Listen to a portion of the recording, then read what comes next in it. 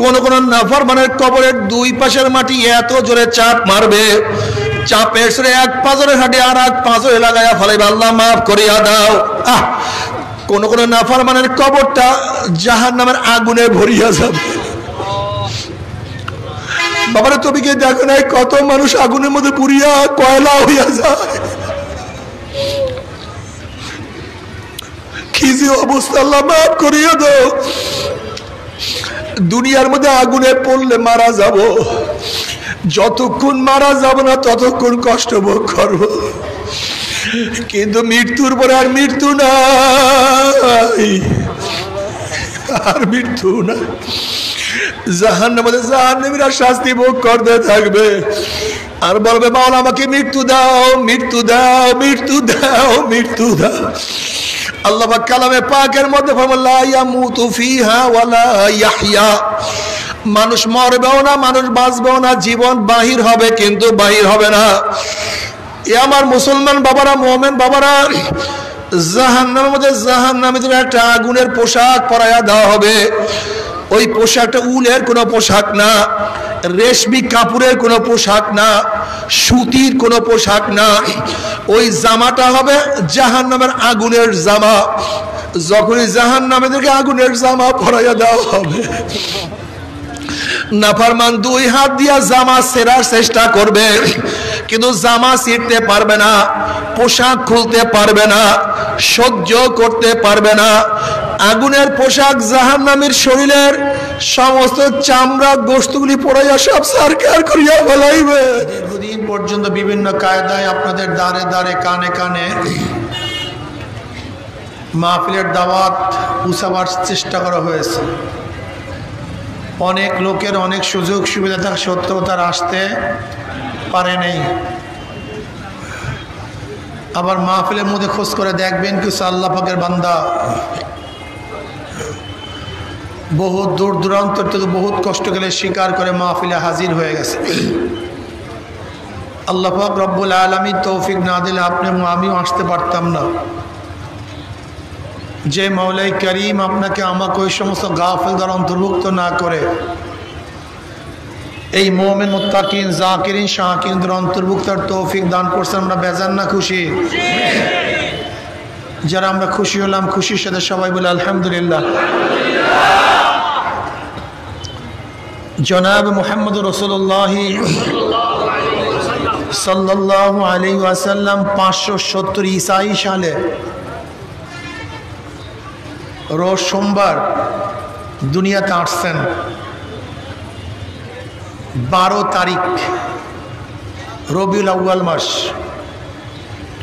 কেউ কেউ অন্যান্য তারিখের কথাও বলছেন, কিন্তু 12 তারিখ গালেব, তার মানে নির্দিষ্ট না যে 12 তারিখই আসছেন।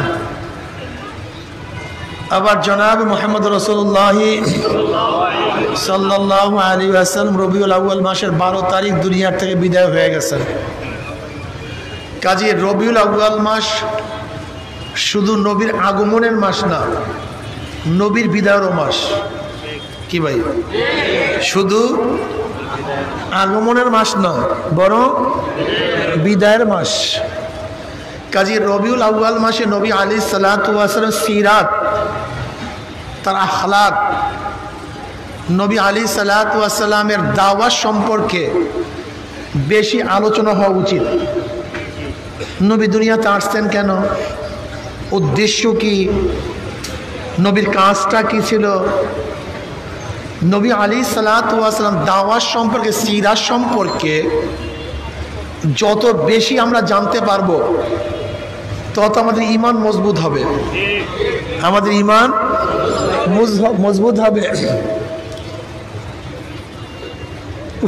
এই মাইকে কেমনে কথা বলে ভাই, ইকো দিয়েন না, সব নর্মাল করে দেন, নর্মাল করে দেন, ইকো দিয়েন না, সব নর্মাল করে দেন।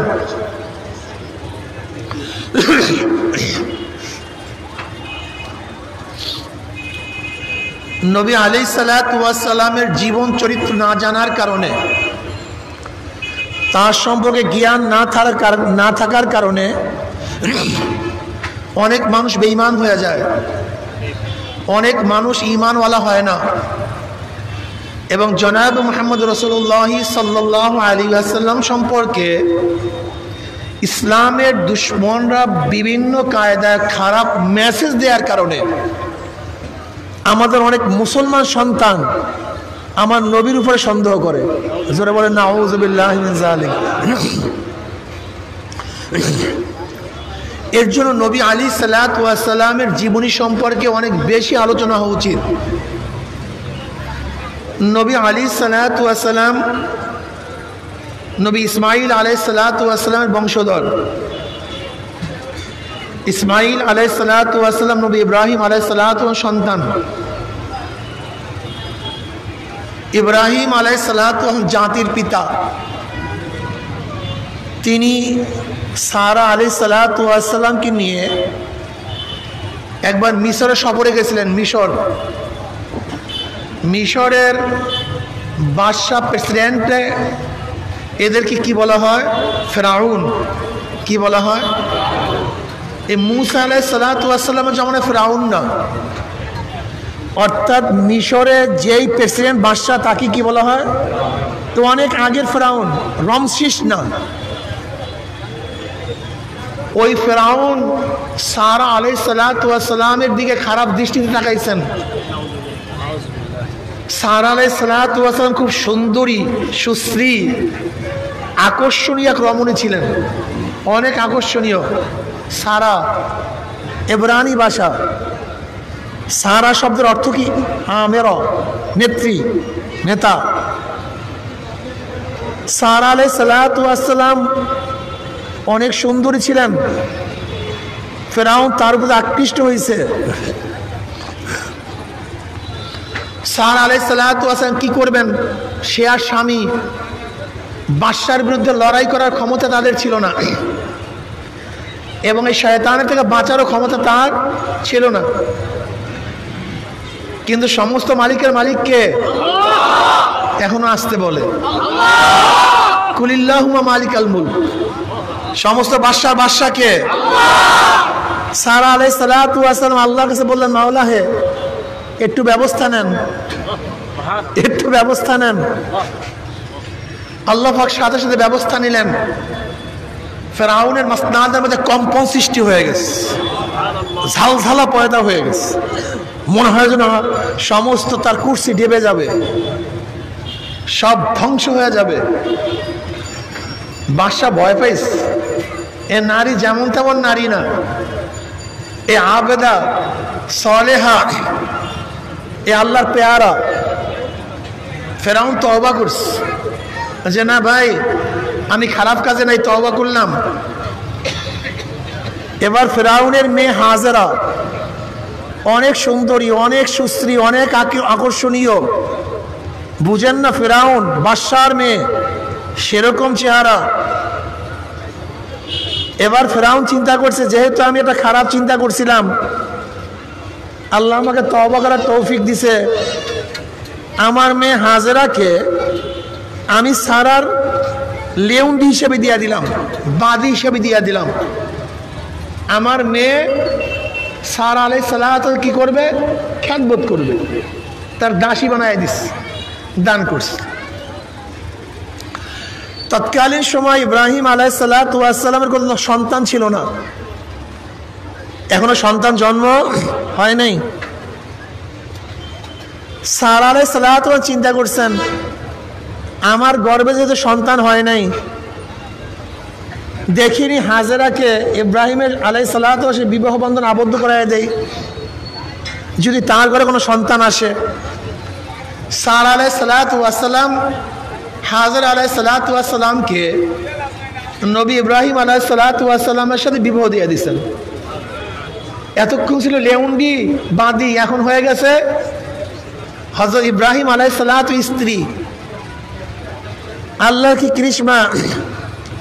নবী ইব্রাহিম আলাইহিসসালাতু ওয়াস সালাম বৃদ্ধ হয়ে গেছেন, বুড়া হয়ে গেছেন, কিন্তু আশা ছাড়েন নাই।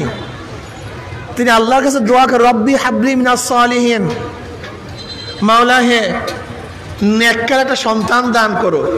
কি সন্তান? আমরা দোয়া চাই, একটা সন্তান দাও। অনেক মানুষই আমাদের কাছে দোয়া চায়, হুজুর দোয়া করে আল্লাহ যেন একটা সন্তান দেয়। আমি বললাম যদি সন্তান চাও আর সন্তান যদি মদখোর হয় সেই সন্তান দিয়ে তোমার লাভটা কি? সন্তান যদি গাঁজাখোর হয় এই সন্তান দিয়ে ফায়দাটা কি? সন্তান যদি ঐশী হয়, যে ঐশী বাবাকে হত্যা করছে, মাকে হত্যা করছে, এই সন্তানের দরকারটা কি? সন্তান যদি খুনি হয়, ধর্ষক হয়, জালেম হয়, অত্যাচারী হয়, যদি 100 ধর্ষণ করে বলে সেঞ্চুরি পালন করে, যদি সন্তান বুয়েটে ওই রেজাউল করিম ফাহিমকে যদি হত্যা করে, যদি সন্তান কয়েকদিন আগে তোফাজ্জুলকে হত্যা করে, সেই সন্তানের লাভটা কি? কথা বলেন না কেন? কোনো লাভ আছে এই সন্তান দিয়া? যে সন্তান বাবার বুকের উপরে ছুরি ধরে নেশার পয়সা নিবে, এই সন্তান দিয়া ফায়দাটা কি? কি লাভ? যে সন্তান হাজার হাজার কোটি কোটি টাকা বিদেশে পাচার করবে, এই ফায়দার লাভটা কি? যে সন্তান চাঁদাবাজ হবে, গুন্ডা হবে, বদমাশ হবে, জালেম হবে, ধর্ষক হবে, দুর্নীতিবাজ হবে, খুনি হবে, এই সন্তানগুলো লাভ আছে? ও আপনাদের মনে লাভ আছে, একজন আসতে কয় নাই। ওই আপনাদের মনে লাভ আছে এই সন্তান দিয়ে নাকি? কি লাভ আছে কোনো? এই সন্তানগুলো লাভ নেই। নবীদের দোয়া কত চমৎকার দোয়া, রব্বি হাবলি মিনাস সালিহিন। আল্লাহ শুধু সন্তান চাই না, নেককার সন্তান চাই। কি সন্তান? যখনই দোয়া করবেন নেককার সন্তান চাইবেন, বদকার না, বদমাশ না। কি সন্তান? কথা বলেন না কেন? কথা নাকি? কি রাত 10টা বাজে ক্ষুধা লাগছে নাকি আপনাদের? বুঝলাম নাকি? আমি তো প্রোগ্রাম করতে হতে আমার অবস্থা শেষ, গলার অবস্থাও শেষ, জানের অবস্থাও শেষ, এরপরে তো বলতে হয়। আর আপনারা তো বৈশা বৈশা একটু আস্তে জোরেও কথা বলতে পারেন না। আপনারা জোরে কথা না বললে, সাড়া না দিলে আমি তো মনে করবো যে কথা বুঝতেছে না, ঝামেলা। কি সন্তান চান? একসাথে বলেন না, কি সন্তান? রব্বি হাবলি মিনাস সালিহিন। আল্লাহ নেককার সন্তান দাও। সবচেয়ে দামি, এর চেয়ে দামি কোনো জিনিস নাই। তুমি তোমার সন্তানের জন্য বিল্ডিং বানাইছ, গাড়ি করছ, জমি রাখছ, কিন্তু নেককার বানাও নাই, আসলে তোমার কিছুই নেই। তুমি কপাল পোড়া, বদনসিব, বদনসিব। বোঝো নাই? যদি নেককার সন্তান না বানান, তোমাকে দাপন করার আগে ওই সন্তানেরা জায়গা জমির ভাগ নিয়ে মারামারি শুরু করবে। তোমাকে দাপন করার সময় নেই। আগে সুন্দুকের চাবি দাও, জায়গা জমি নিয়ে মারামারি শুরু হবে, দোয়া করার সময় পাবে না। শোনেন, এক ব্যারিস্টার বাবার জানাজায় দাঁড়াইছে। জানাজার নামাজে দাঁড়াবার পরে এমন কান্না, কানতে কানতে অস্থির, কান্না শেষ হয় না। জানাজা শেষ, দাপন শেষ, কিন্তু কান্না শেষ হয় না। অনেক কাঁদছে। কেউ প্রশ্ন করছে, ভাই আপনি এত কাঁদতেছেন, মনে হয় বাবাকে অনেক বেশি মহব্বত করেন, এর জন্য বেশি বেশি কাঁদতেছেন। তাহলে বাবাকে নিশ্চিত মহব্বত করে কোনো সন্দেহ নেই, কিন্তু আজকে কান্নার কারণ শুধু বাবাকে মহব্বত না। তাহলে আজকে কান্নার কারণটা কি? তাহলে দেখো, আমি একজন ব্যারিস্টার, এক একটা কেসে লক্ষ লক্ষ টাকা নেই, লেকিন আজকে বাবার জানাজার নামাজে দাঁড়ায়া জানাজার দোয়া পড়তে পারলাম না। জানাজার দোয়া জানি না, তা আমার সে কপাল পরা বদনসিব কেউ হইতে পারে না। এই শিক্ষা দিয়ে লাভটা কি? জানাজার নামাজের দোয়া জানি না, রাগ করিয়েন না। যদি আজকে পরীক্ষা নেই, যে মুসলমানরা এখানে দাঁড়ানো আছেন, বসা আছেন, অনেকেই জানাজার নামাজের দোয়া জানি না। কপাল পোড়া, আফসোস। কোথায় সে মুসলমান? কোথায় সেই মুসলমান? ইব্রাহিম আদম রহমতুল্লাহ আলাইহি বাজারে গেলেন। লোকেরা বলতেছেন, ইব্রাহিম বিন আদম, আল্লাহ পাকের কোরআনে কোনো ভুল আছে? না, কোনো ভুল নেই। কোনো সন্দেহ? না, কোনো সন্দেহ নেই। ভুলও নাই, সন্দেহ নাই, যা কিছু সবই ঠিক। এবারে ইব্রাহিম বিন আদম রহমতুল্লাহকে প্রশ্ন করতেছে, আল্লাহ পাক বলেন উদউনি আস্তাজিব লাকুম, তোমরা আমার কাছে দোয়া করো, আমি তোমাদের দোয়া কবুল করবো। ডাইরেক্ট একেবারে উদউনি আস্তাজিব লাকুম। তোমরা আমার কাছে দোয়া করো, আমি তোমাদের দোয়া সাড়া দেব, জবাব দেব, কবুল করব। স্পষ্ট আল্লাহ পাক বলছেন। কিন্তু ইব্রাহিম বিন আদম এত দোয়া করে আমাদের দোয়া কবুল হয় না কেন? কি প্রশ্ন আছে কি নেই? আল্লাহ পাক বলছে দোয়া করবেন, দোয়া কবুল করব, কিন্তু এত দোয়া করি দোয়া কবুল হয় না কেন? ইব্রাহিম বিন আদম রাহমাতুল্লাহ 10টা কারণ বলছিলেন। কয়টা কারণ? জোরে বলেন। এর মধ্যে একটা কারণ হলো এই, তোমরা কোরআন শরীফ তেলাওয়াত করো, আমল করো না। কোরআন শরীফ তেলাওয়াত করো, আমল করো না। এখন তেলাওয়াত আছে, আমল তো দূরের কথা, তেলাওয়াতই তো নাই, তা দোয়া কবুল হবে কিভাবে? আমাদের অধিকাংশ মানুষ আসে আমাদের কাছে, হুজুর দোয়া করেন। তাদের ধারণা হুজুর যদি দোয়া করে আমার নামাজ কিচ্ছু লাগবে না, আমি জান্নাতে চলে যাব। হুজুর যদি দোয়া করে আমি যতই আকাম কুকাম করবো সব আল্লাহ মাফ করে দেবে। হুজুর যদি দোয়া করে আমি ধনী হয়ে যাব। অধিকাংশ মানুষ এত ভক্তি শ্রদ্ধা করে, হুজুর আমি আমল টামল কিচ্ছু করতে পারবো না, আমাকে দোয়া করিয়া আমাকে জান্নাতে নিয়ে যান।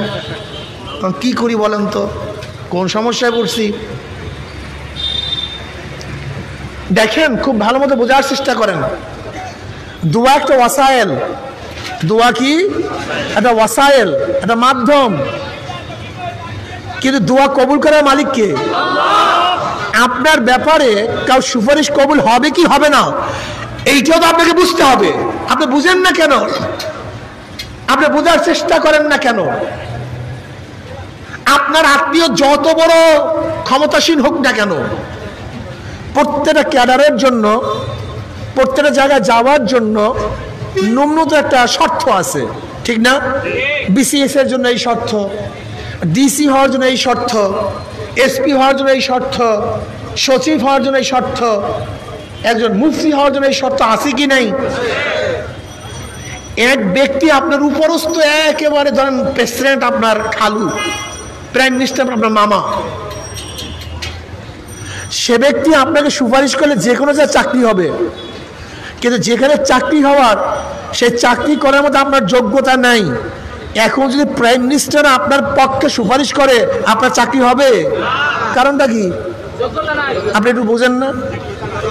যদি আপনার যোগ্যতা থাকে কিন্তু কোনো কারণে হচ্ছে না, তখন যদি আপনার আত্মীয় ধাক্কা মারে, তখন কাজ হয়ে যাবে। কিন্তু আপনার যোগ্যতা আগে লাগবে। কিন্তু আমাদের যোগ্যতা নেই, যোগ্যতা অর্জন করতে চাই না। ইব্রাহিম বিন আদম রাহমাতুল্লাহ বললেন, তোমরা কোরআন তেলাওয়াত করো, কিন্তু কি করো না? ভুলে গেছেন এর মধ্যে, কি করো না?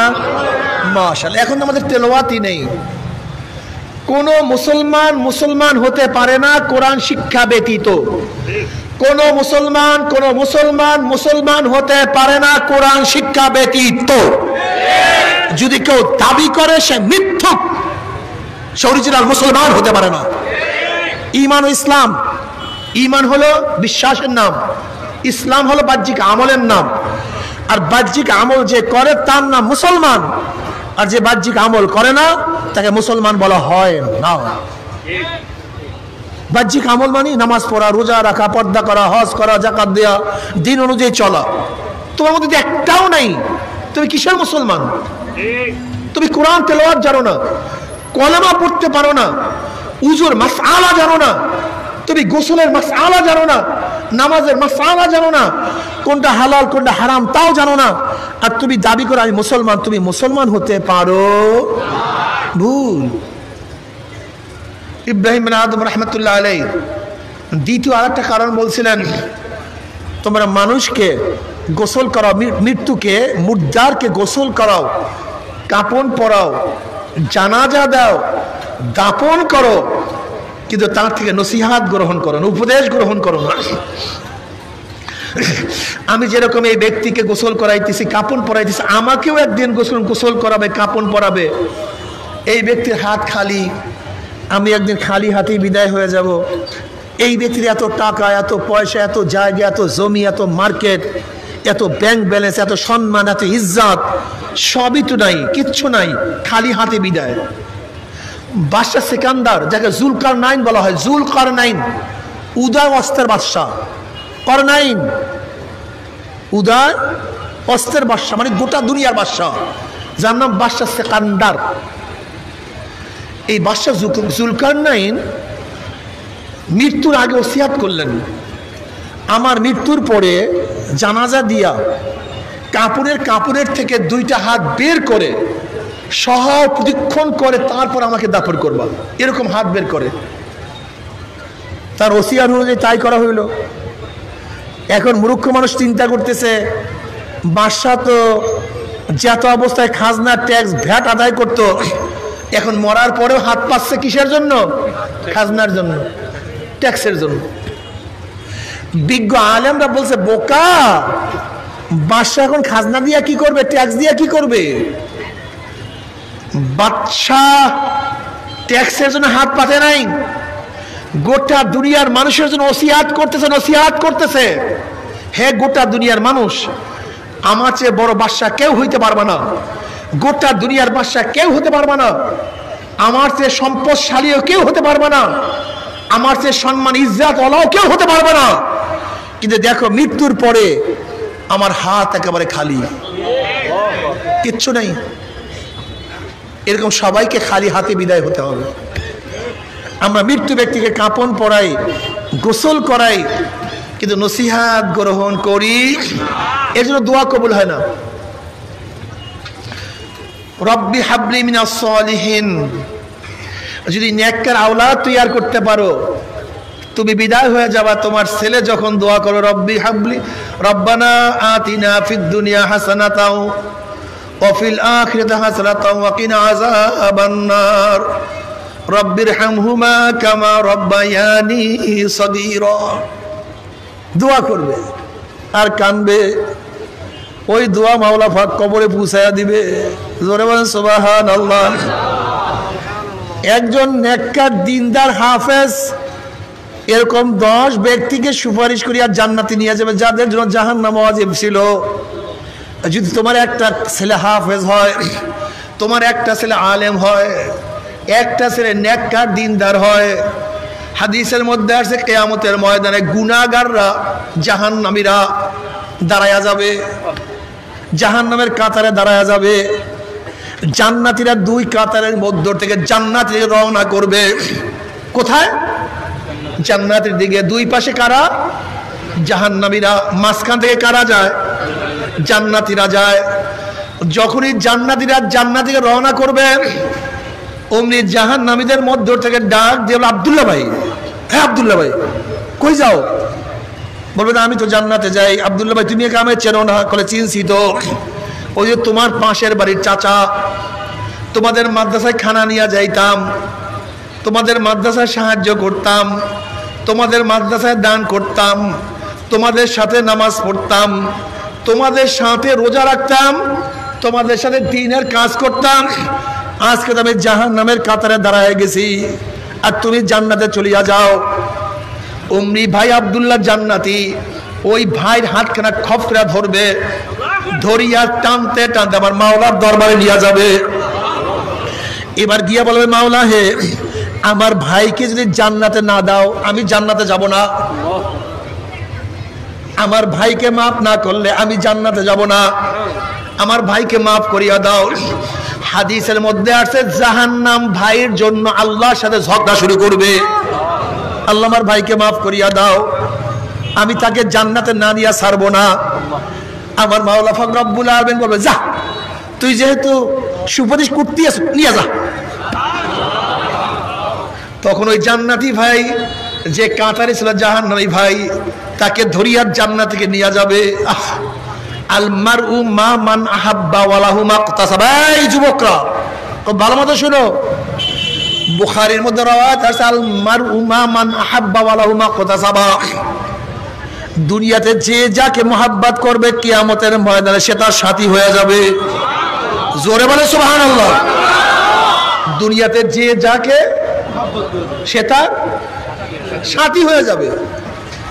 যারা কার্ল মার্ক্সকে মোহাব্বত করবা, আব্রাহাম লিঙ্কনকে মোহাব্বত করবা, মাও সুতুনকে মোহাব্বত করবা, যারা সক্রেটিসকে মোহাব্বত করবা, প্লেটোকে মোহাব্বত করবা, যারা শেখ সাহেবকে মোহাব্বত করবা, জিয়াউর রহমান সাহেবকে মোহাব্বত করবা, যারা ফেসিস্ট শেখ হাসিনাকে মোহাব্বত করবা, যারা খালেদা জিয়াকে মোহাব্বত করবা, যারা এরশাদ সাহেবকে মোহাব্বত করবা, তারেককে মোহাব্বত করবা, জয়কে মোহাব্বত করবা, জি যাকে মোহাব্বত করবা, কিয়ামতের ময়দানে দেখবেন নেতারা তোমাদের সামনে।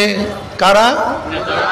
নেতারা তোমাদের সামনে, অনুসারীরা নেতাদের পিছনে। নেতারা যেখানে যাবে অনুসারীরাও সেখানে চলে যাবে। কথা বলেন না কেন? আল মারু মা মান আহাব্বা ওয়া লাহু মা কাতাসাবা। আর যারা আল্লাহর নবীকে মোহাব্বত করবা, কাকে? আল্লাহর নবীকে মোহাব্বত করবা, হক্কানি ওলামায়ে কেরামকে মোহাব্বত করবা। আল্লাহর কসম, আল্লাহর কসম, আল্লাহর নবী আমাদের সামনে থাকবে, ওলামায়ে কেরাম আমাদের সামনে থাকবে, অনুসারীরা তাদের পিছনে থাকবে। আল্লাহর নবী হক্কানি ওলামায়ে কেরাম যেখানে যাবে অনুসারীরাও সেখানেই চলে যাবে। জোরে বলেন সুবহানাল্লাহ। দেখো তো এখন অবস্থাটা কি? তোমার নেতাকে, তোমার নেতাকে একটু হিসাব নিকাশ মিলাও। জীবনভর স্লোগান দিছ, আমরা সবাই মুজিব সেনা, ভয় করি না বুলেট বোমা, আমরা সবাই জিয়ার সেনা, ভয় করি না বুলেট বোমা রে, আমরা সবাই এরশাদ সেনা, ভয় করি না বুলেট বোমা। কপাল পোড়া, নবীর উম্মত হইছ, এই স্লোগান দাও নাই, আমরা সবাই নবীর সেনা, ভয় করি না বুলেট বোমা, আমরা সবাই রসুল সেনা। কত মজা! আর কপাল পোড়া কলমের মধ্যে কাকে নেতা বানাইস? কপাল পোড়া, বদনসিব। আমরা সবাই নবীর সেনা, মনে থাকবে না ইনশাআল্লাহ? জোরে স্লোগান দেন, আমি স্লোগান তুলবো, আপনারা সবাই এই যারা আছেন সবাই দুই হাত তুলিয়া আওয়াজ দিয়া, অনেক আওয়াজ দিয়া দেখেন আমাদের কলবের মধ্যে হাজারো নেতা নেত্রীর মোহাব্বত ঢুকছে, বের হইতে চায় না। এখন ধাম করে নবীকে বসায়া দেন, ধাম করে কলমের মধ্যে রসুলকে বসায়া দেন।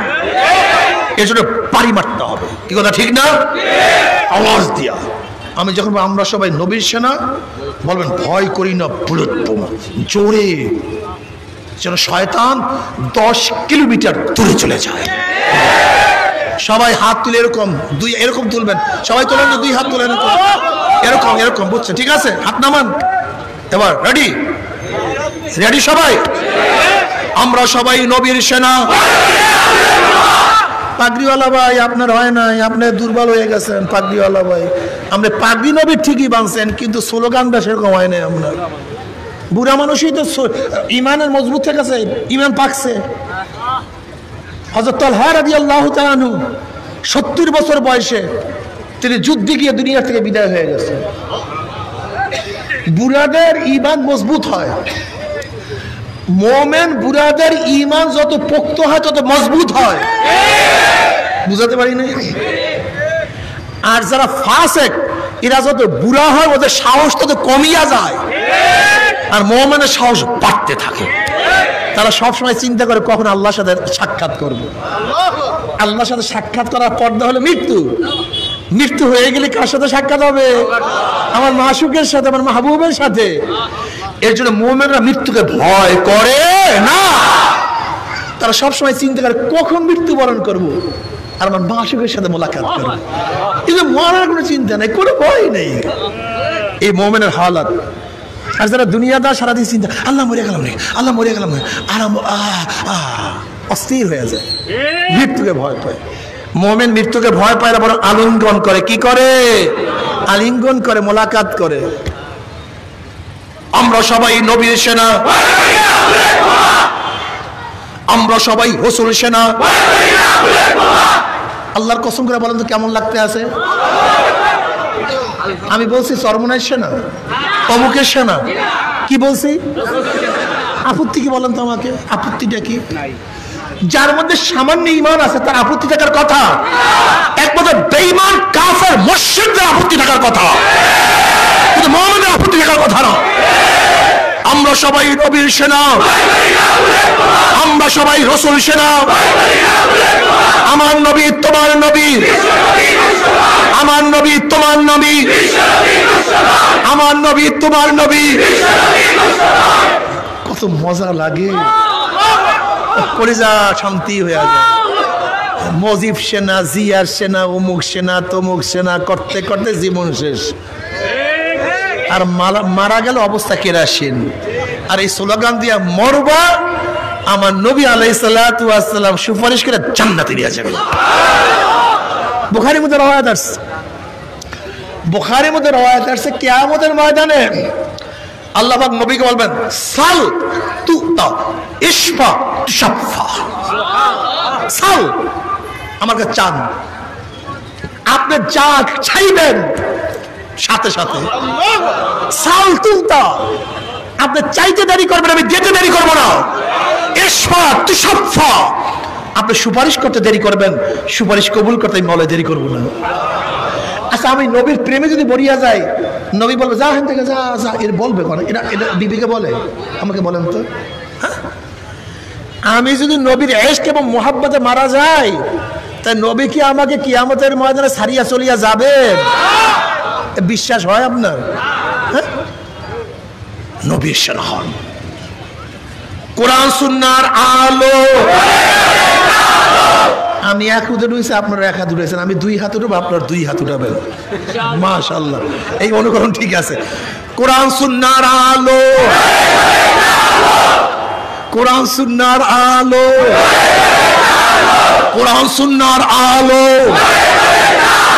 নারে তাকবীর, আল্লাহু আকবার, নারায়ে তাকবীর, নারায়ে তাকবীর। কোরআন সুন্নাহর আলো, মজার মজা। শয়তান খুশি হয়েছে না বাজার হয়েছে? এতদিন কি শিখাইলাম, আর মৌলবী আইসে কি করলো রে, খাইছে রে। শয়তান ভয় পাইছে।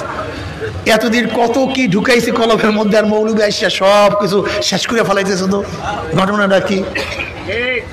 এই ইসলামের মাজলিসে, আল্লাহর মাজলিসে আসলে শয়তান খুবই ভেজা। আরে ও কানতে কানতে কানতে কানতে অস্থির।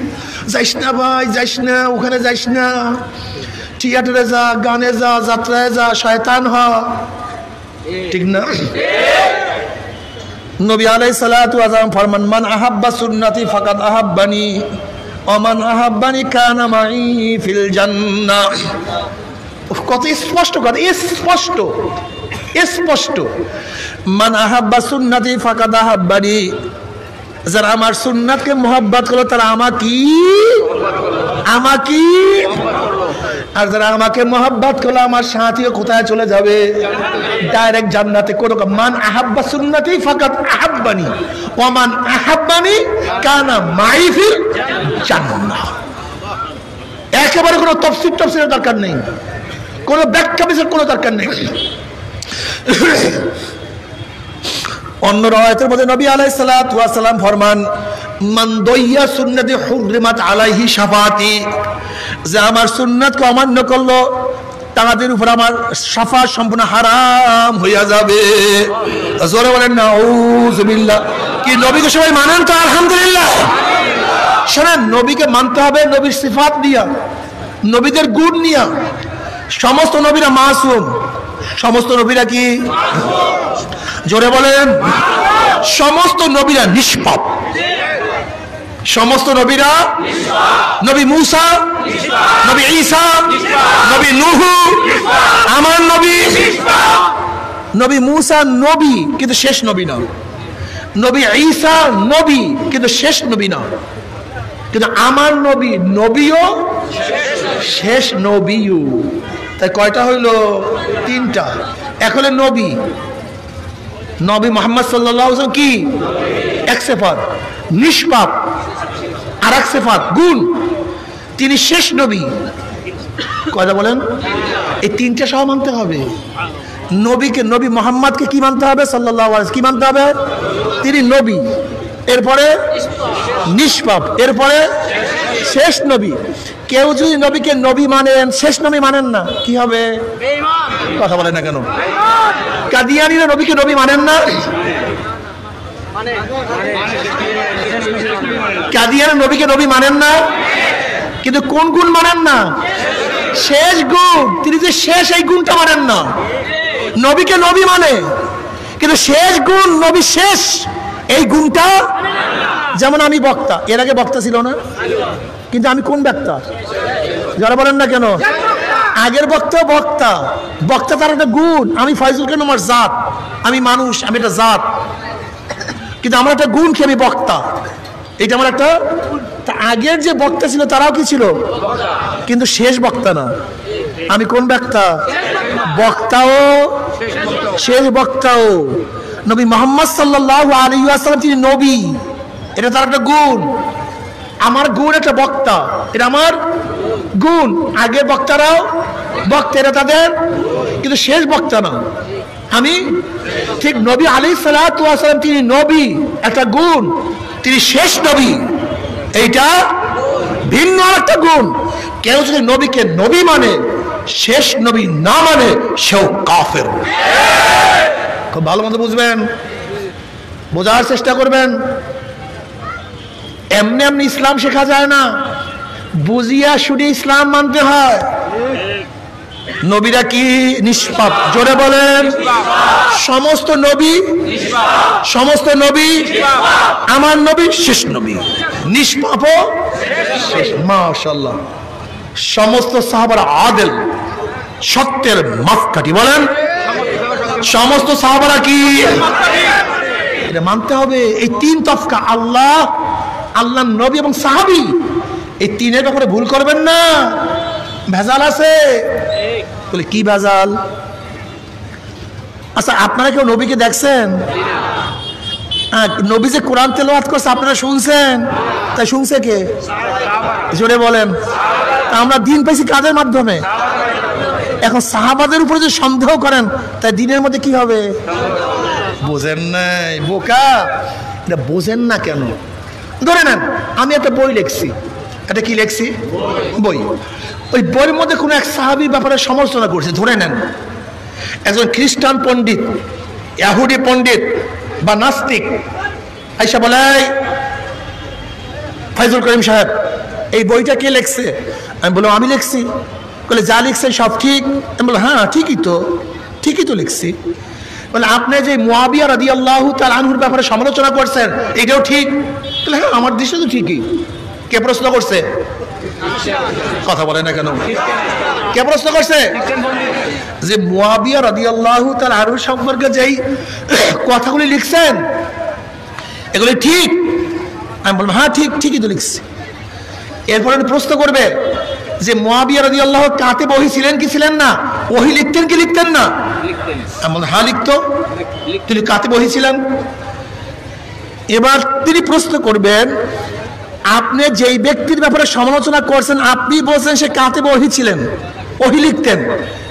এই খারাপ ব্যক্তি ওহীর মধ্যে, কোরআনের মধ্যে কিছু ঢুকায় নাই, নিজের মন করা, এর প্রমাণ কি আছে? আপনি বলুন। কি কথা বলেন না কেন?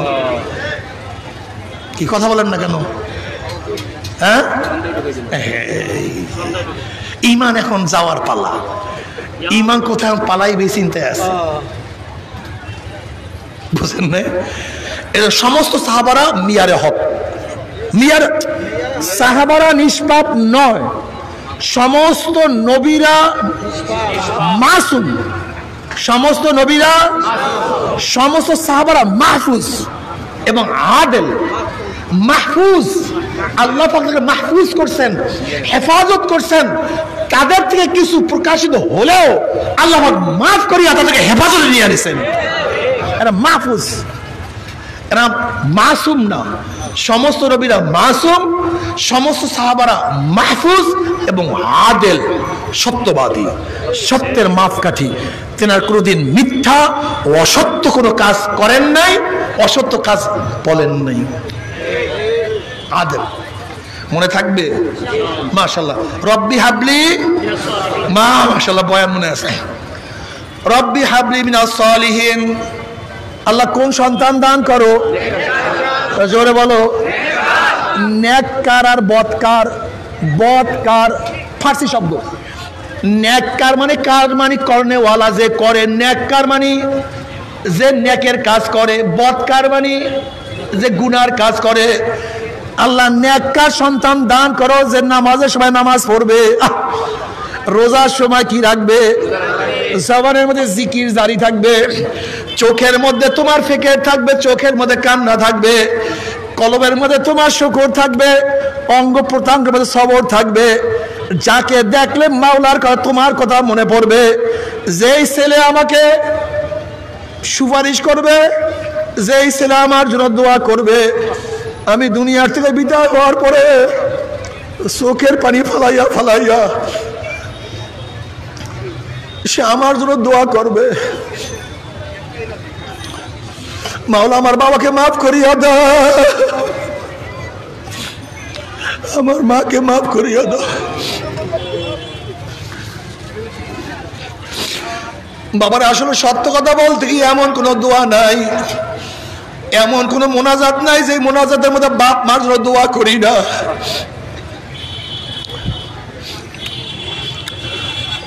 কারণ বাপ মা আমাদের কাছে কিছু চায় না।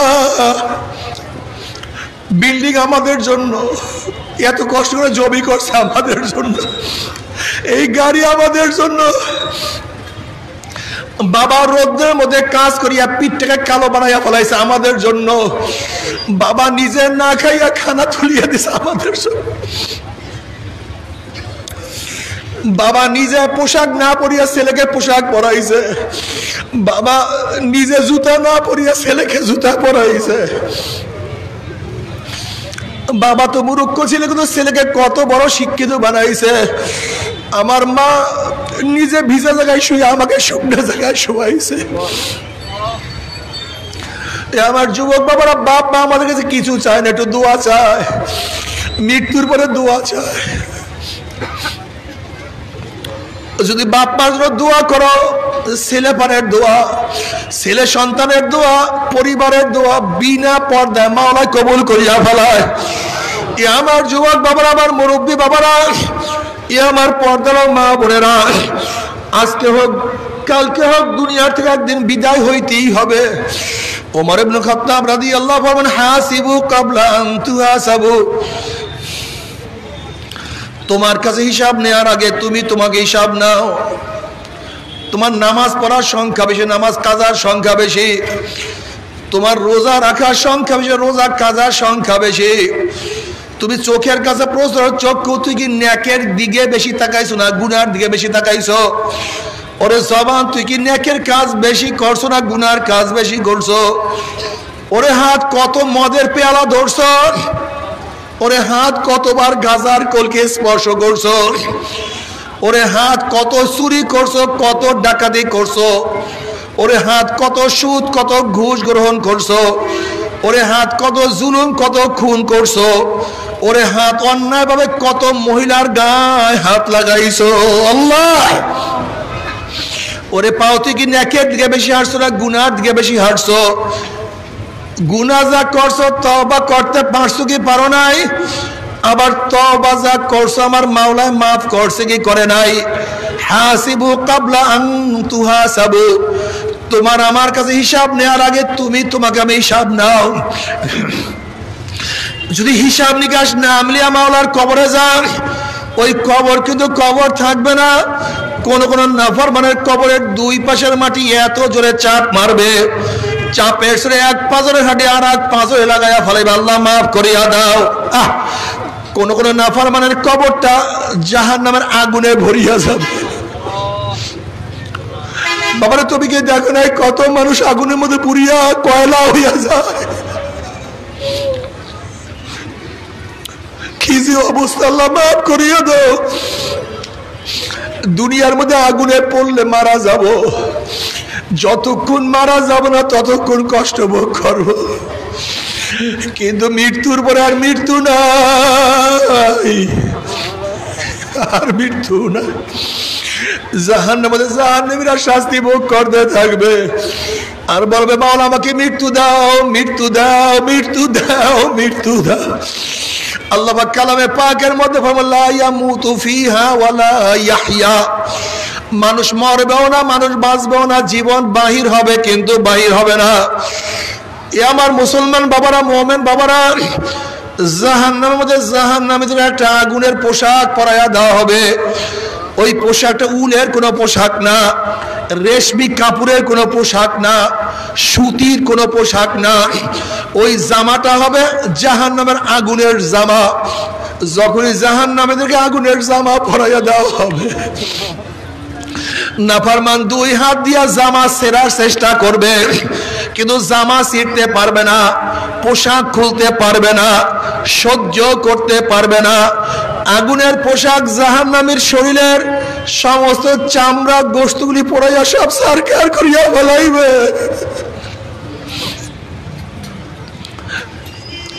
শুধু বলবে মৃত্যু, মৃত্যু, কিন্তু মৃত্যু আর হবে না, সহ্য করতে পারবে না। আল্লাহ বাবা, আমার মাওলা যত বড়, আমার মাওলার জান্নাত তত বড়। আমার মাওলা যত বড়, আমার মাওলার জান্নাতের নেয়ামত তত বড়। আমার মাওলা যত বড়, আমার মাওলার জাহান্নাম তত বড়। আমার মাওলা যত বড়, আমার মাওলার জাহান্নামের শাস্তিও তত বড়। তবে মুমিন মুসলমান বলতে সবাই মনে চায় গুনার থেকে ফিরিয়া নেক আমল করিয়া মাওলার জান্নাত কিন্তু সবাইরই যাইতে মনে চায়। গুনাহ নিয়া মাওলার জাহান্নামে কাউরি কিন্তু যাইতে মনে চায় না। কিন্তু কেনই বা আমরা নেক আমল করতে পারি না, কেনই বা গুনার কাম ছাড়তে পারি না? এর মূল কারণ হলো আপনার এবং আমার পিছনে নফস এবং শয়তান লাগিয়া রয়েছে। এই নফস এবং শয়তান থেকে ফেরার জন্য যে কোনো একজন হক্কানি আল্লাহর ওলির হাতে হাত দিতে হবে রে বাবা। খবরদার, বর্তমান জমানায় পীর মুরিদের নামে ভেজাল, ব্যবসা, দলাদলি, হিংসা, হাসাদ, শিরক, বিদআতে পরিণত হয়ে গেছে।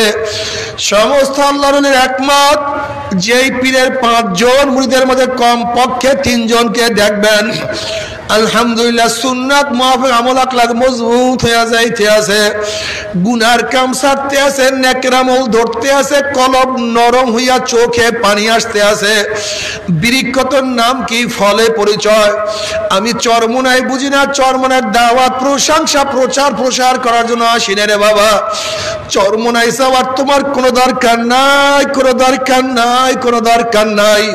তুমি যার কাছে গিয়া পারো গুনার কাম ছাড়ো, নেকের আমল ধরো, কলব নরম করিয়া চোখে পানি নিয়ে মাওলার কবরে যাইও। যেরকম দুনিয়ার ঘরে আগুন লাগলে পানি ছাড়া নিবানো যায় না, ঠিক তদ্রুপ তোমার এবং আমার গুনার দ্বারা যে জাহান্নামের আগুন জ্বলিয়া রইছে, চোখের পানি ও ছাড়া কিন্তু জাহান্নামের আগুন নিবানো সম্ভব না। কাজে আমার জন্য দোয়া চাই, আমিও দোয়া করি। সবাই সবার জন্য প্রাণ খুলিয়া দোয়া করো, যেন কিয়ামতের ময়দানে গলাগলি বাঁধিয়া মাওলা একসাথে জান্নাতে যাওয়ার তৌফিক দিয়া দেয়। আল্লাহুম্মা আমিন।